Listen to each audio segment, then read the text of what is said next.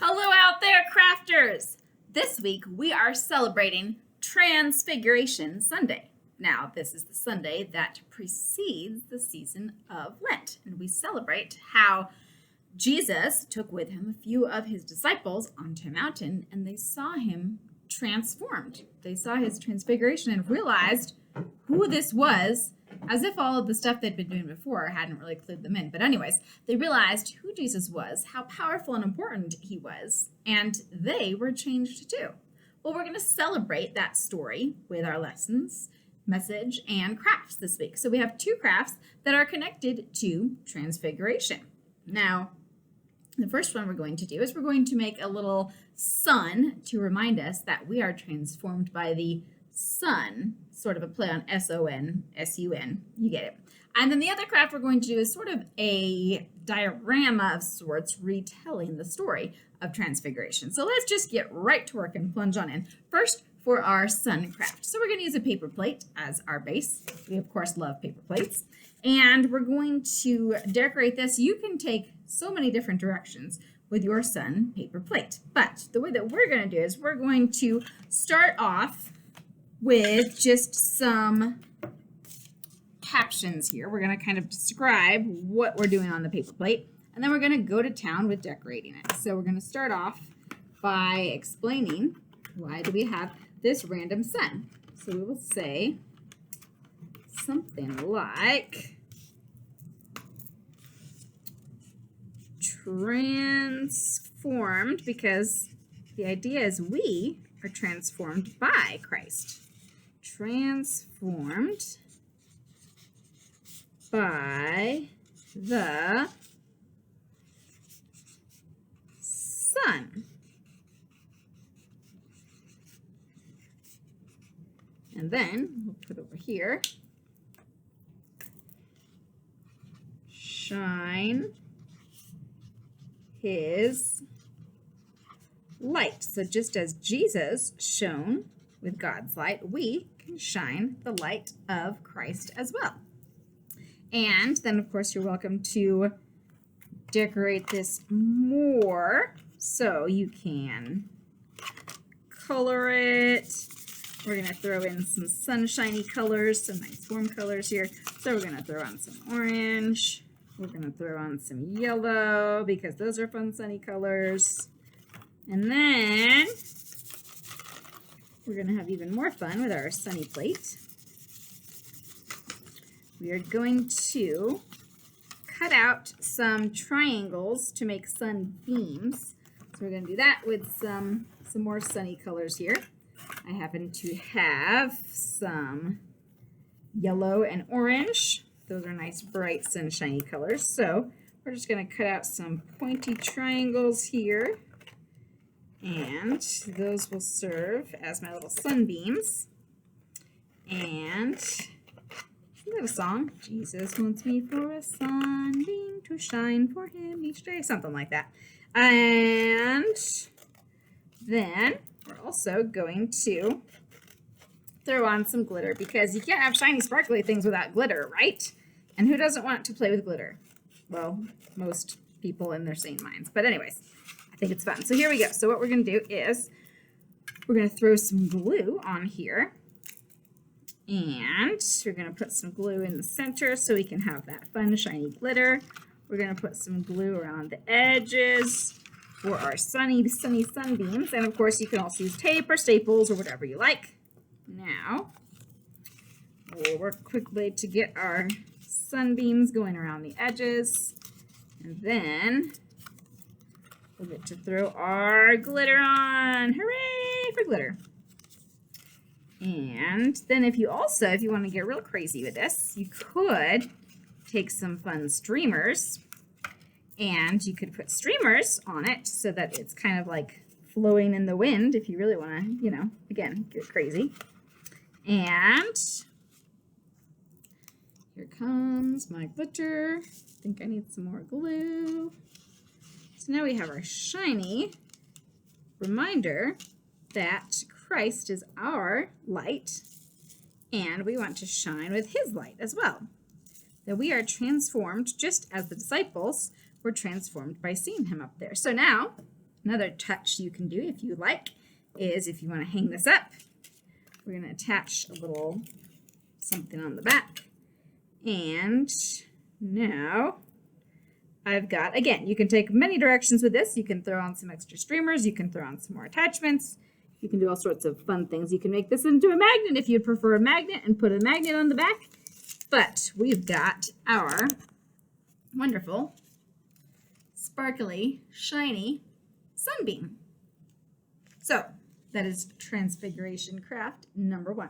Transfiguration craft number 2 is a bit involved, and this is another one. I just spilled sequins everywhere. It's fine. This is another one that can take multiple directions. So what we're going to make is we're going to kind of make a poster of sorts. And I'm going to start off with a cardstock or paper. I happen to have cardboard. I'm going to place my cardboard on top of paper so that it kind of, the paper sort of forms a border of sorts.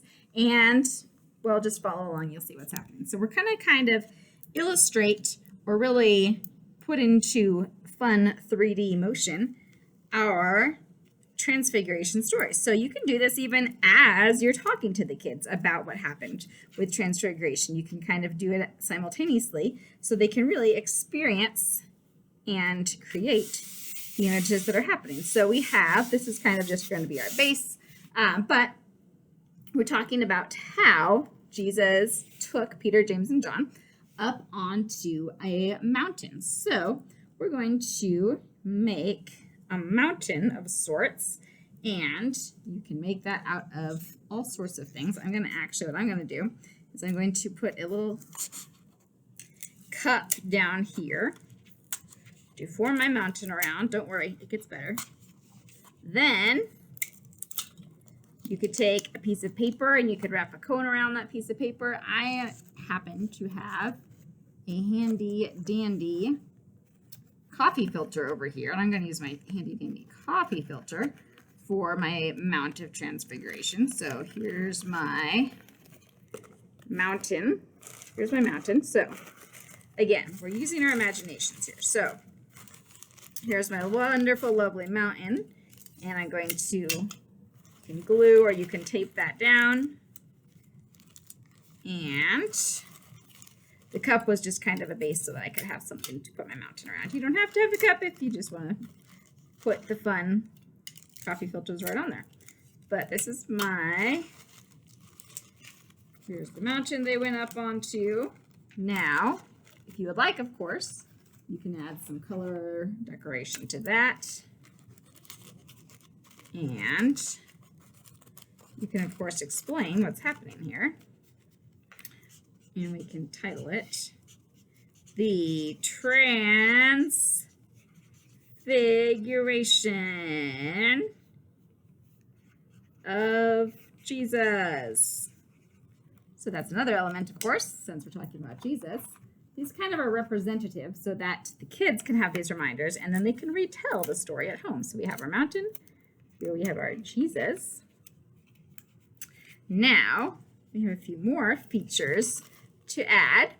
So, and again, this is up to you. You can put as much or as little into this as you would like. I'm going to add a couple of tents because actually I'm even going to add another caption pun here. It was in tents because they said, let's build tents for Moses and Elijah because they didn't know what they were talking about because they were kind of freaking out because Jesus was looking so cool.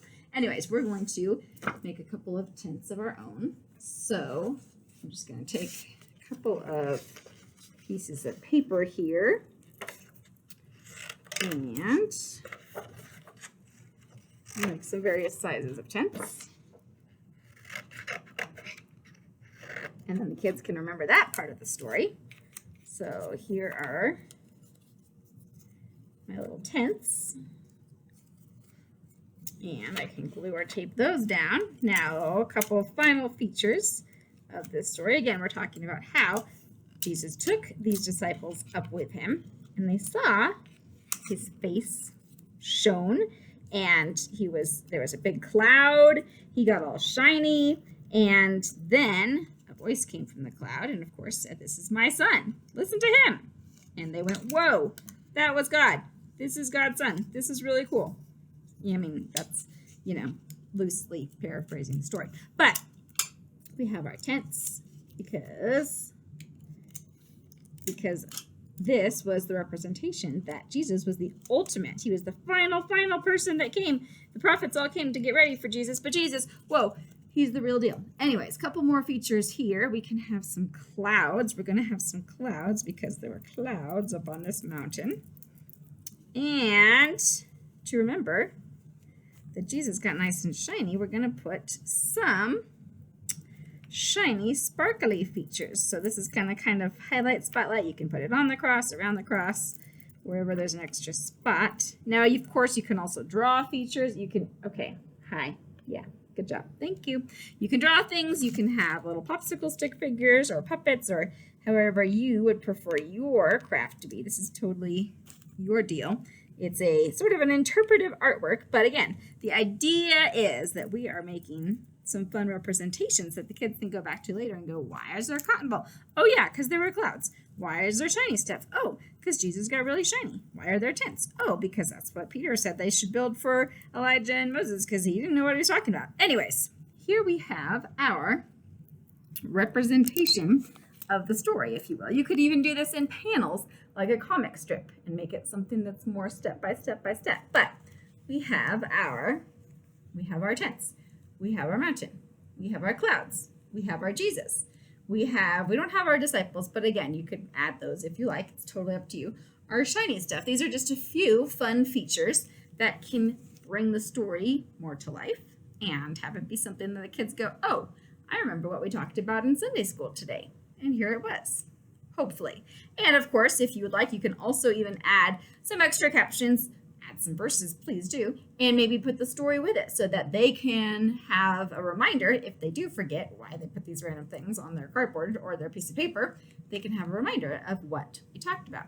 You could even get more elaborate and put this in a shoebox and really make it kind of like an interactive diorama. It's totally up to you and up to your crowd and your timing and your supplies, but hopefully it's kind of a fun idea to get more involved in that concept of transfiguration. There are a lot of fun crafts that you can do with it, things to do with lights, with clouds, with transforming, with all sorts of things. And we actually do have a few more crafts for you as well that you could look at. But here's a couple more ideas to celebrate, teach, and have fun with the story of Jesus and the Transfiguration.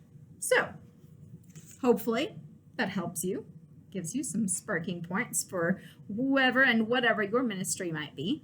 And if you like it, come back again because we have new videos every week with more message and craft ideas. And we would love to continue to bless you in your ministry. So go make some crafts, make some disciples. Have a wonderful week. We will see you next time.